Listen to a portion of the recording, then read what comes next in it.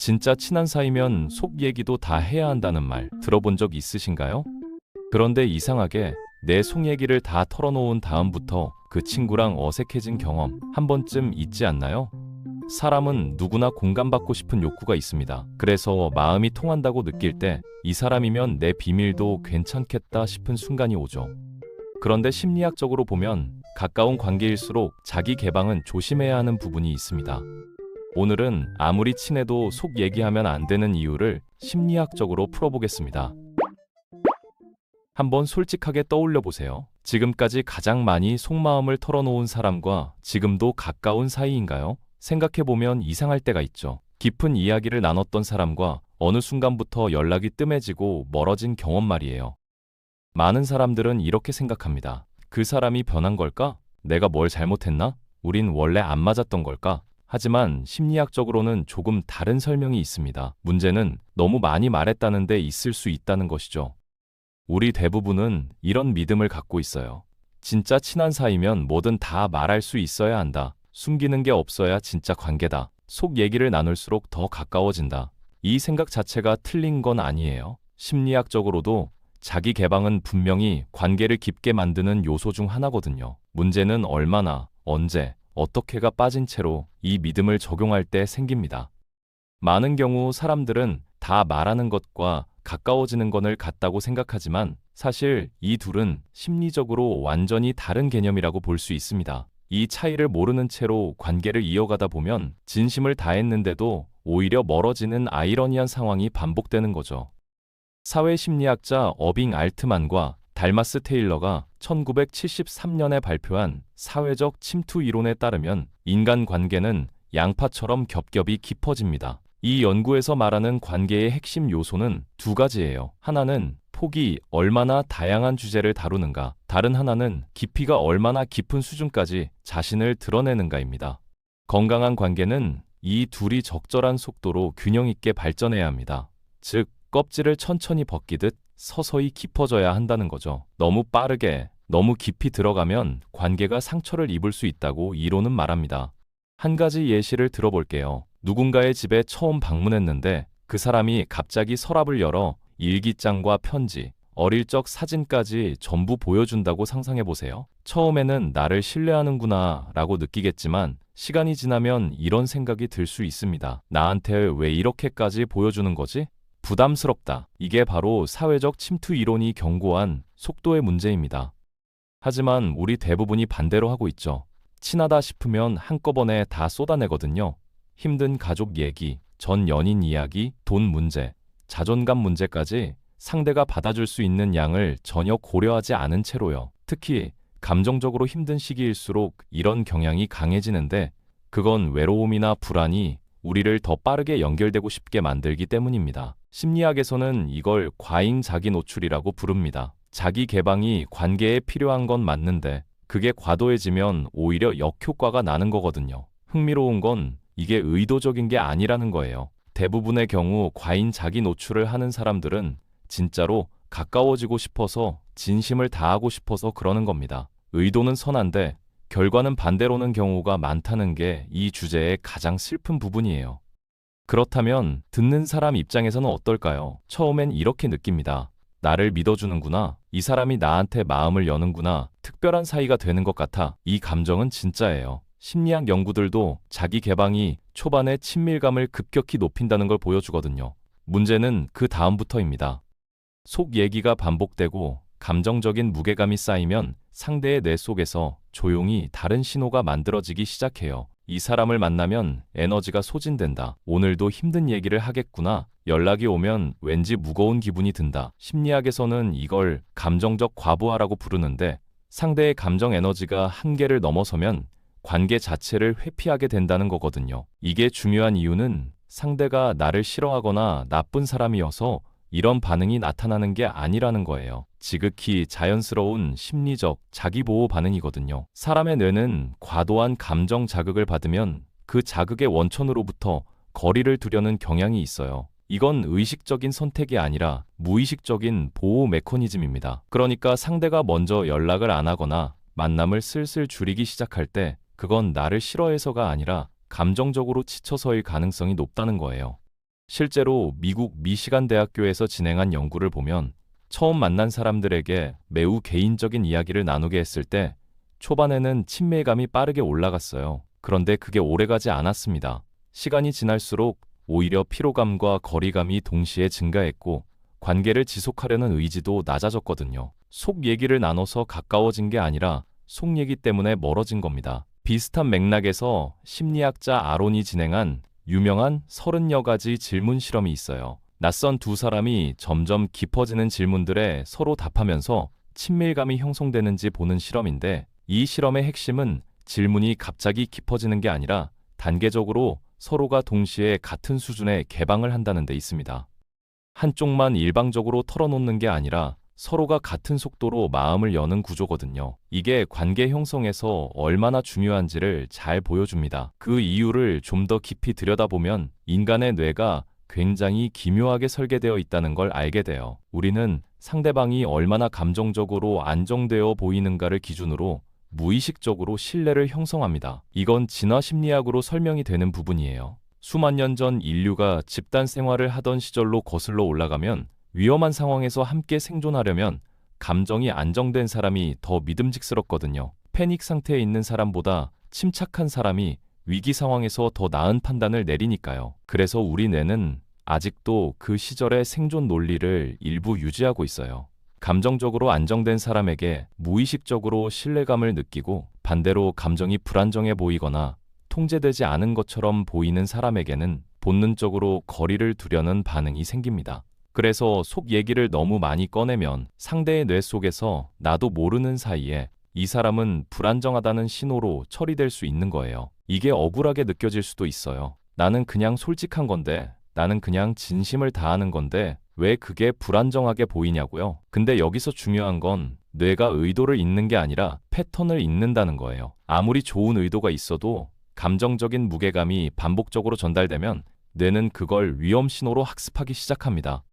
여기서 또 하나의 문제가 생기는데, 관계의 균형이 무너진다는 겁니다. 속 얘기를 많이 하는 쪽은 점점 열린 사람이면서 동시에 취약한 사람으로 인식됩니다. 듣는 쪽은 어느 순간 상대보다 높은 위치에서 관계를 바라보기 시작하거든요. 처음엔 친구 사이였는데 한쪽이 계속 털어놓다 보면 관계가 상담사와 내담자처럼 기울어지는 거죠. 이게 표면적으로는 잘 드러나지 않아요. 둘 다 의식적으로 느끼지 못하는 경우도 많거든요.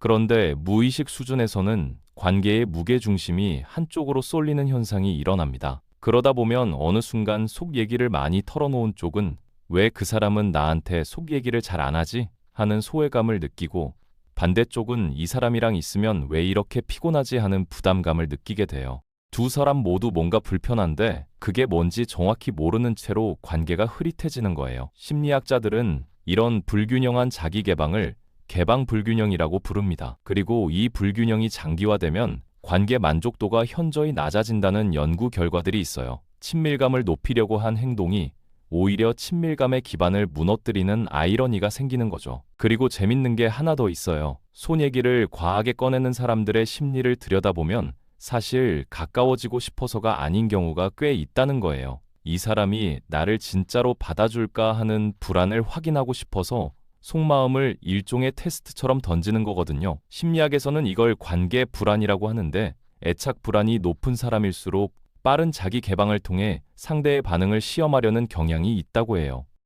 쉽게 말하면 이런 거예요. 내가 이렇게 힘든 얘기를 해도 너는 내 곁에 있어줄 거야. 이걸 말로 직접 물어보는 게 아니라 힘든 얘기를 실제로 해버림으로써 확인하려는 거죠. 즉, 친밀감을 쌓으려는 게 아니라 불안을 해소하려는 행동인 겁니다. 이 차이를 인식하는 게 굉장히 중요해요. 왜냐하면 목적이 다르면 방법도 달라져야 하거든요.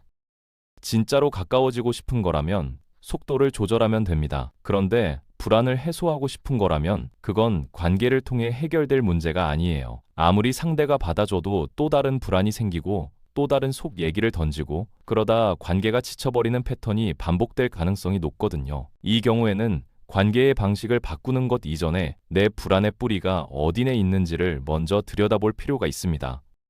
그럼 이런 패턴이 특히 잘 나타나는 관계가 어떤 관계인지도 한번 생각해 봐야 해요. 흥미롭게도 낯선 사람보다 가까운 사람에게 더 심하게 나타나는 경우가 많아요. 왜냐하면 가까운 사이일수록 어차피 다 알잖아. 우리 사이에 뭘 이라는 심리가 작동하면서 필터가 느슨해지기 때문이거든요. 처음 만난 사람한테는 오히려 예의를 차리고 상대의 반응을 살피면서 조심스럽게 말하는데 친한 사람한테는 그냥 다 쏟아내는 거죠. 가족이나 오랜 친구, 연인 관계에서 이런 현상이 특히 많이 나타나요. 가장 가까운 사람에게 가장 힘들게 한다는 말이 있잖아요. 이 말의 심리학적 배경이 여기에 있어요. 가까울수록 더 많이 털어놓고 더 많이 털어놓을수록 상대의 감정 에너지가 더 빠르게 소진되는 구조거든요. 그래서 역설적으로 가장 소중한 관계에서 감정적 과부하가 가장 많이 일어납니다. 그렇다면 어떻게 해야 할까요? 심리학자들이 공통적으로 말하는 건 속도의 문제라는 거거든요.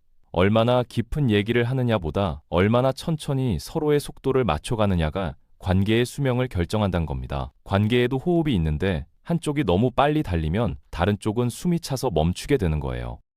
그리고 여기서 중요한 개념이 하나 있는데 상호적 자기 개방이에요. 건강한 자기 개방은 서로가 비슷한 수준에서 동시에 이루어지는 거거든요.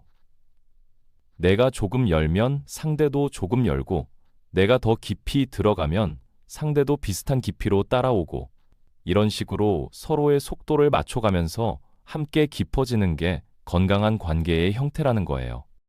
반대로 한쪽이 일방적으로 깊이 들어가고 상대는 그냥 받아주기만 하는 구조에서는 아무리 시간이 지나도 진짜 친밀감이 쌓이기 어렵습니다. 상대 입장에서는 나에 대해서는 아무것도 물어보지 않네 라는 소외감이 생길 수도 있고, 반대로 이 사람의 이야기는 항상 무겁다는 피로감이 쌓일 수도 있어요.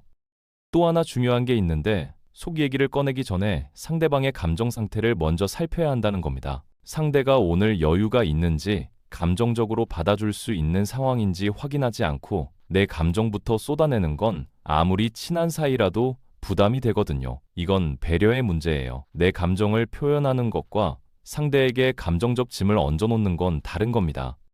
실제로 관계 심리학 연구들을 보면 자기 개방 이전에 상대의 감정 상태를 체크하는 간단한 과정만 거쳐도 관계 만족도가 유의미하게 높아진다는 결과가 있어요. 요즘 어때? 라고 먼저 물어보는 것. 지금 얘기해도 괜찮아? 라고 여유를 확인하는 것. 이 작은 행동 하나가 상대로 하여금 나를 배려하는 사람이라는 인상을 심어주거든요. 그리고 이 과정을 통해서 자연스럽게 상대도 말문을 열 기회가 생겨요. 내 얘기만 하는 게 아니라 상대의 얘기도 들을 공간이 만들어지는 거죠. 이게 바로 앞서 말한 상호적 자기 개방의 시작점이에요. 그리고 또 하나 생각해 봐야 할 게 있어요. 속 얘기를 나누는 목적이 뭔지를 스스로 점검해 보는 거예요. 나는 지금 이 이야기를 왜 하려는 건가? 단순히 감정을 쏟아내고 싶은 건지 아니면 상대와 진짜로 연결되고 싶은 건지요. 이 둘은 비슷해 보이지만 사실은 달라요. 감정을 쏟아내는 게 목적이라면 그건 상대에게 짐을 얹어놓는 행위에 가깝고, 진짜로 연결되고 싶은 게 목적이라면 그건 서로가 함께하는 공간을 만드는 행위에 가깝거든요. 심리학자들은 전자를 배출형 대화, 후자를 연결형 대화로 구분해요. 배출형 대화가 꼭 나쁜 건 아니에요. 감정을 표현하고 해소하는 것 자체는 심리적으로 건강한 행동이거든요. 다만 배출형 대화가 관계의 주된 패턴이 되어버리면 상대는 감정 쓰레기통이 된 것 같은 느낌을 받을 수 있어요. 그 느낌이 쌓이면 결국 관계를 회피하게 됩니다. 그렇다면 어떻게 말하는 게 좋을까요? 실제로 관계가 오래가는 사람들을 보면 공통점이 있어요. 말을 많이 하는 게 아니라 말을 잘 고른다는 겁니다. 요즘 이런 생각이 드는데 그냥 한번 얘기하고 싶었어처럼 상대에게 책임을 넘기지 않는 방식으로 자기 마음을 표현하거든요. 또는 요즘 좀 힘든 것 같아서 얘기 들어줄 여유 있으면 한번 만나고 싶다처럼 상대에게 선택권을 주는 방식도 있어요. 이런 표현들의 공통점이 뭔지 아세요? 내 감정을 전달하되 상대가 어떻게 반응해야 하는지를 강요하지 않는다는 거예요. 내 마음의 공간을 보여주는 것과 그 짐을 상대방에 올려두는 건 전혀 다른 행동이에요. 전자는 상대를 초대하는 것이고 후자는 상대에게 짐을 얻는 거거든요. 또 하나 효과적인 방법은 자기 개방 이후에 상대에게 바통을 넘기는 거예요. 나는 이런데 너는 어때? 라고 물어보는 것. 이 한마디가 대화를 일방적인 배출해서 서로를 탐색하는 연결로 바꿔놓거든요. 상대도 자신의 이야기를 꺼낼 기회를 얻고, 그러면서 자연스럽게 서로에 대한 이해가 깊어지는 거예요. 그리고 마지막으로 이 주제에서 가장 오해하기 쉬운 부분을 짚고 넘어갈게요. 속 얘기를 줄인다고 해서 관계가 얕아지는 게 아닙니다. 많은 분들이 그럼 솔직하게 말하지 말라는 거야? 라고 오해하시는데 그게 아니에요. 말의 양이 아니라 질의 문제거든요. 어떤 이야기를 언제 어떻게 하느냐가 중요한 거지 무조건 숨기거나 감추라는 게 아닙니다. 오히려 속도를 조절하고 상대의 여유를 살피고 상호적인 개방을 추구하다 보면 더 적게 말해도 더 깊이 연결되는 경험을 하게 돼요. 말하지 않아도 서로의 마음이 전해지는 여백, 그 공간이 있을 때 관계가 더 단단해지거든요. 완전히 다 꺼내놓은 방은 비어 보이지만 무언가를 조심스럽게 간직하고 있는 방은 온기가 느껴지잖아요. 관계도 마찬가지예요. 모든 것을 다 꺼내놓은 관계보다 서로가 서로를 배려하면서 조금씩 열어가는 관계가 더 오래가고 더 따뜻하게 남습니다. 가장 가까운 사람에게 모든 걸 다 말하지 않아도 됩니다. 거리를 두는 게 차가운 게 아니라 상대를 존중하는 방식일 수 있어요. 속마음을 나누는 것도 결국 관계의 온도를 함께 맞춰가는 기술이거든요. 내 감정을 표현하되 상대의 여유를 먼저 살피는 것, 나의 이야기를 하되 상대의 이야기도 들을 공간을 남겨두는 것, 빠르게 깊어지려는 충동보다 천천히 함께 깊어지는 리듬을 선택하는 것, 이 기술을 익힌 사람이 오래가는 관계를 만듭니다. 진심은 양으로 증명되지 않아요. 때로는 말하지 않는 것이 가장 큰 진심일 수도 있습니다.